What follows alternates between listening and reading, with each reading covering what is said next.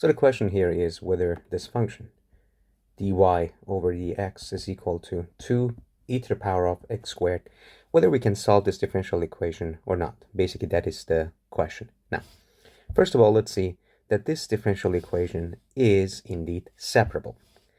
The method through which we can figure this out and determine whether or not a differential equation is or isn't separable is that if we cross multiply this equation, or if we are able to write that as some function of x times dx and some function of y times dy.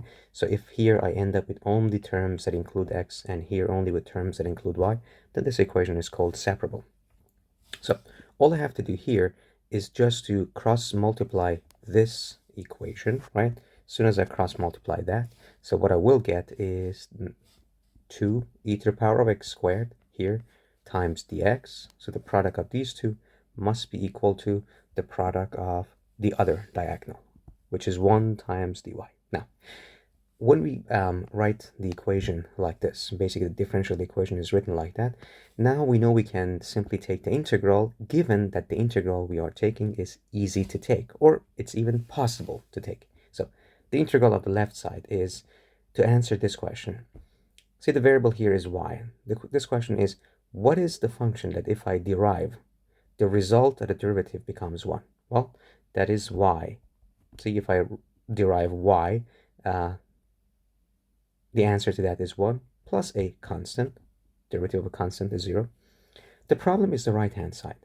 See, that should be equal to integral of 2e to the power of x squared dx. You see, integral, so this 2 is harmless. This 2 is just a constant, comes out of the integral. But the problem is integral of e to the power of x squared dx. This integral actually is a famous integral known not to have a compact form. So, because this integral, e to the power of x squared dx, is not easy, or it's not even possible to be calculated with a compact form, then this y here that we have, it's cannot be written as a compact form including x. So y would be equal to, I can take c1 to the other side, so it would be negative c1, let's say, plus 2 integral of e x squared dx. See, it's not within the context of the course that we were talking about, but this integral has something to do with something that is called error function, not necessary for the moment to go through. So if this question was, let's say, instead of e to the power of x squared, if we had something like e to the power of x, it would be easy.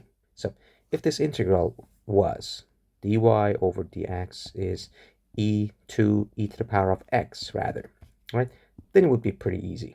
So dy would be 2e to the power of x dx. The integral of the left-hand side, when we take the integral of the left-hand side is straightforward, y plus c1. An integral of the right-hand side, which is the answer to this question. What is the function whose derivative is 2e to the power of x? That function is 2e to the power of x plus another constant. In that case, y would have been 2e to the power of x plus c1, so let's say c2, this one, minus c1, but it doesn't matter. These are constants, so c2 minus c1, I can rewrite that as a new constant. Let's call it c. So unlike this equation is straightforward.